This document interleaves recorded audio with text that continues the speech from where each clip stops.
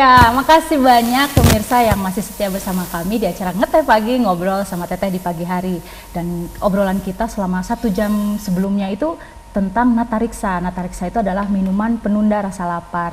Dan minuman ini adalah minuman yang menyehatkan juga karena ada kandungan susu dan juga air kelapanya. Wah, baik sekali buat Anda yang sedang beraktivitas, maksud saya beraktivitas padat, lalu aduh repot nih belum bisa makan untuk saat ini, ya udah minum aja Natariksa ini. Nah, alhamdulillah sekarang ini kita sudah kedatangan Bapak Dr. Wawan Dewanto. Beliau ini adalah Ketua Program Studi Kewirausahaan SBM ITB. Assalamualaikum Pak. Assalamualaikum. Terima kasih Bapak. Nah Pak, tadi teman-teman dari mahasiswa kewirausahaan SBM ITB ini sudah cerita nih tentang startup bisnis, yaitu minuman yang menyehatkan namanya Natariksa nih.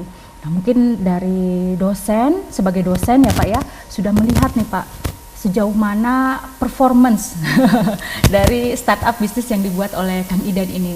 Mungkin dari sisi Bapak sebagai pengamat dan dosen, bagaimana Pak melihat startup bisnis yang sudah dibuat selama ini? Baik Teh. Jadi saya kenal Iden ini udah sekitar 2 tahun. Jadi Iden sekarang tahun ketiga, mahasiswa tahun ketiga gitu. Selama 2 tahun ini menjalankan bisnisnya gitu. Saya lihat kinerja bisnis Kang Iden ini lumayan bagus, Natariksa lumayan bagus gitu. Jadi emang bagaimanapun kita lihat kan kalau makanan ini kan kebutuhan sehari-hari ya. Di satu sisi customer butuh tiap hari, kemudian pemainnya tapi juga kompetitornya banyak sekali, produk substitusinya banyak sekali gitu. Saya lihat Kang Iden berhasil melihat sebuah ceruk pasar, fokusnya kan tadi udah banyak ke anak-anak, kemudian edukasi gitu.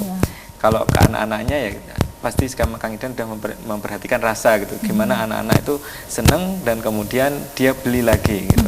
Kalau orang tuanya ditarik dengan edukasi gitu. Bagaimanapun kan kalau untuk segmen anak-anak yang punya uang orang tuanya gitu. Jadi orang tuanya juga seneng gitu. Di satu sisi anaknya seneng minum minuman Natariksa, kemudian orang tuanya juga seneng gitu karena ini mengandung edukasi, kemasannya mengandung edukasi. Bagaimanapun ya sekarang emang tantangannya seperti itu gitu. Dan saya lihat memang ini bahan bakunya kan juga sesuatu yang mudah didapatkan di Indonesia gitu. Artinya dari kelapa, susu gitu, tidak perlu impor. Kemudian jadi tadi, kemudian walaupun kompetitornya banyak, produksi substitusinya banyak, tapi Kang Iden bisa melihat ceruk pasar yang tidak dilihat oleh orang lain gitu. Kemudian ya saya lihat makin lama ini produknya makin berkembang Mbak. Jadi pertama kali saya ketemu itu kemasannya wah udah jauh lah, sudah jauh berkembang banget. Kemudian rasanya juga udah jauh berkembang, kemudian lebih pas di lidah gitu. Waduh, asik sekali Pak. Nah lalu Pak, kemudian kalau dari Bapak nih melihat ke depannya gitu, apakah produk ini sudah pas dan tidak usah ada perubahan atau harus ada perubahan, mungkin perubahan yang seperti apa Pak? Ya. Jadi perubahan itu adalah keniscayaan. Kalau misalnya Kang Iden itu udah berpuas, gitu, puas diri, maka cepat atau lambat pasti akan kalah gitu. Karena namanya pesaing itu juga selalu berubah gitu. Jadi Kang Iden ini harus selalu berinovasi. Kemudian saya lihat Kang Iden ini juga harus mulai memikirkan tentang scale up. Jadi kan startup mulai udah lancar lah, ini untuk membesarkannya atau scale up-nya. Jadi bagaimana paket-paket yang harus ditawarkan untuk reseller sehingga jumlah jual yang terjual lebih banyak gitu.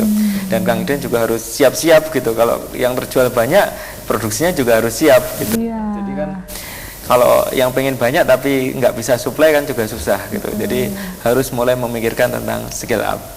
Skill up-nya ya Pak ya. Oke, jadi karena kalau startup sih udah ya dari 2015. Sekarang bagaimana skill up-nya? Bagaimana mengembangkan ini supaya jauh lebih besar lagi pangsa pasarnya ya Pak ya. Waduh.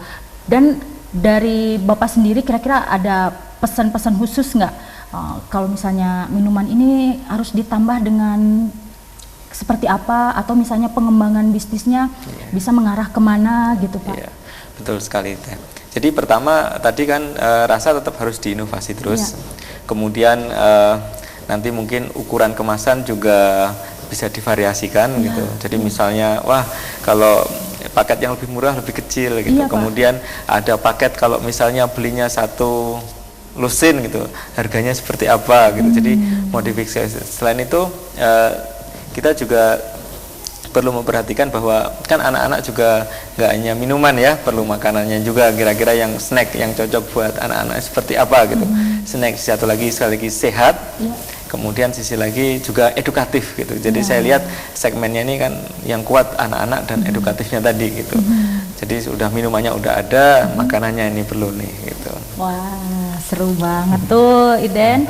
Ada pesan dari Pak Wawan, mudah-mudahan bisa diterapkan nanti ya di bisnisnya dan bisnisnya bisa berkembang lagi. Jadi tidak hanya minuman, juga menjurus lagi ke makanan.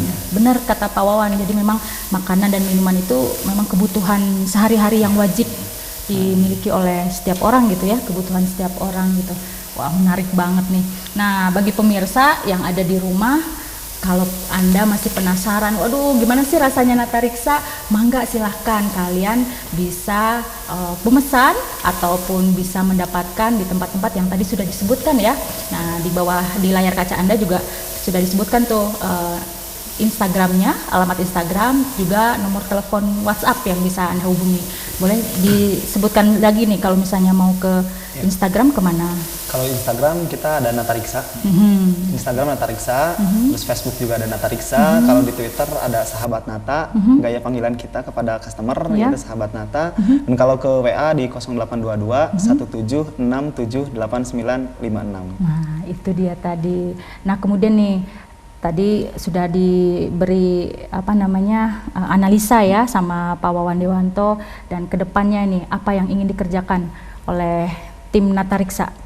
Oh, kalau produk makanan memang itu sudah direncanakan teh ya, sudah direncanakan. Iya. Kami pengen membuat sebuah keripik teh, keripik makanan tapi segmennya buat anak-anak. Nih keripik, dan dulu kita sempat berpikir bahwa keripiknya ini edukasinya balik lagi, bahwa misalkan di si keripiknya itu berbentuk huruf-huruf yang ada di Indonesia. Nah, kami itu hanya baru punya cetakan huruf alfabet dan huruf hijaiyah. Nah, belum siap untuk huruf-huruf yang lain. Makanya ini belum siap dilaunchingkan. Dan produksi pun ini masih perlu kita persiapkan dan dimatangkan. Makanya kita belum siap launching. Tapi insya Allah suatu saat nanti produk makanan dari keripik ini akan launching juga. Ya, nanti pas saat launching nanti kita ngobrol lagi di Ngeteh Pagi ya.